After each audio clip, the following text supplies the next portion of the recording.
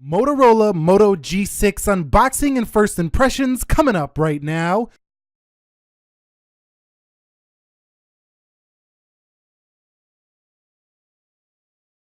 So what is up, guys? Nick here, helping you to master your technology, and welcome to my unboxing and first impressions of the Motorola Moto G6 owned by Lenovo. But this doesn't really matter too much because the Moto G series has stayed the same regardless of who owns the brand and things like that. So the phone is basically the same as it's always been. It's a really great cheap Android device that's going to really give you mostly what you need to get the job done in your day-to-day tasks. So you can see Moto G6 on the side, and we've got these little little lines inside the box. That's a simple box here, and on the rear you can see that it'll tell you what's included in the box right here. Moto G for a G6, I said G4, a charger, USB cable, and guides. And down here it'll say Motorola or Moto, the Moto branding, Qualcomm Snapdragon. This does have a 450 CPU, and Motorola.com here. So this is going to be a pretty hot budget phone this summer, I feel like. So I figure let's bring it to the channel. So let's go ahead and open this up, and you can see Moto G6. Here it is. Now this phone really goes with the trends here in 2018 because it's going to give you that narrow body glass rear at $250. Now the closest thing to this phone, or the next step up, will be something like a OnePlus 6, and to be quite honest with you, the phone is actually a little bit more narrow, smaller, and feels almost as premium, if not just as premium, as the OnePlus 6 in terms of the body. But we know it doesn't have as fast of a processor, but it's still looking like a pretty nice device for $250 here for the Motorola Moto G6. So let's go ahead and take that sticker off for a second and see how it sounds, because you know some of these just don't sound quite loud enough. So let's go ahead and okay, that one was okay, but it wasn't amazing. Let's go ahead and open this up. You can see hello Moto, so they're still using that branding. Over here you can see Moto G6 guides. You know one will read this. I think I've said it enough in my unboxings before. Number 2. So down here you can see that we do have a USB-C charger. Finally, a USB-C to the Moto G series. Definitely needed. That micro USB on the G5 Plus was getting old. Let's go over here, and you can see we have our charging brick right here. Turbo power, fast charging. So nice stuff. Just your basics: a phone, a charger, and a cable. Okay, so it's starting to turn into a mess, so let's go ahead and get this stuff out of here, and let's focus in on the Moto G6. Look at that Cyclops looking lens right there. We got our Motorola logo right there below it, but a CE branding. I don't see too much FCC branding on here, if any, on the back. So a very clean look. Looks like we have a little microphone hole down here. It's gonna make for better call quality. At the bottom, we do have ourselves a USB-C and a 3.5mm headset jack. A fingerprint scanner right here, which is a lot like what you see on the Huawei devices, and no notch on this phone. Earpiece, front-facing camera, some sensors, and it looks like a SIM card tray up at the top. So a very clean, just simple slab smartphone that does have the newer trendy narrow display. So let's go ahead and boot this thing up and see what we're working with here. So let's see if we got any juice. In 3, 2, 1. Okay, so I had to pause the video because there was no juice in this phone. It's the first time all year I've unboxed a phone that had no power. It's not a big deal. You know, these get shipped from around the world. They might run out of juice. You need to charge them up. But there was no battery, so that's why we skipped over that. But you can see here we are with the Moto G6. Let me go ahead and lower the display time, or raise it so it doesn't keep shutting off on us right here, and take a look at what we're going to get. So the Moto G6 here, definitely in line with the newer devices when it comes to its more narrow body. You don't have a notch here, but you do have face unlock, which is cool, and a fingerprint scanner. So you get both on here, and face unlock and a fingerprint scanner on a $250 phone. That's a pretty nice touch here. Now, of course, I think this is going to have a little bit of lag. It's not going to run quite as fast as a flagship phone. It shouldn't, but it does have 4 GB of RAM and a 3000 milliamp hour battery. So that's nice to see. Scrolling down into the system settings, you can see that if we go to About Phone, this phone does rock out with Android Oreo 8.0 out of the box. Now, this might get an update to 8.1 if it hasn't already, and I'm sure that it's going to be updated to Android P later this year. However, Moto hasn't been on the updates like they used to be quite as frequently, but still, it's going to run a pretty current version of Android for quite some time.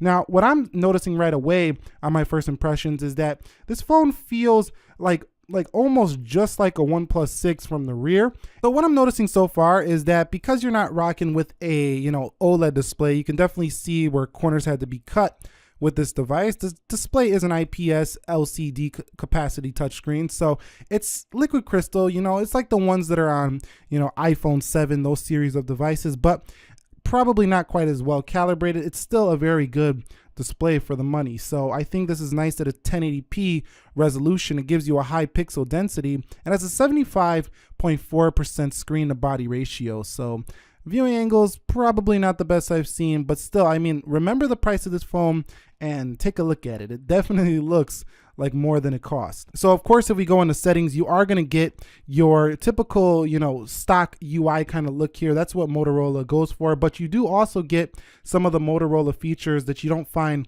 on some other phones. Okay, so let's take a look at the wallpapers that do come included here. So it does go right into the Google stock wallpapers, which I like because Google has one of the best wallpaper apps on the Play Store and gives you plenty to choose from. So that's a nice touch here. You got like that pixel style, just Google wallpapers built in stock. So that's nice. If you scroll up, just like the Pixel or just like the OnePlus, it's a very similar UI going into your app drawer. You can see Dolby Audio is on board here. So I'm sure the audio is going to be improved over the prior version. Okay, so let's go ahead and get into the Moto section. And here is where you're going to find yourself a lot of the Moto enhancements that you don't see on other phones. So let's go over to features, and you can see the Moto key.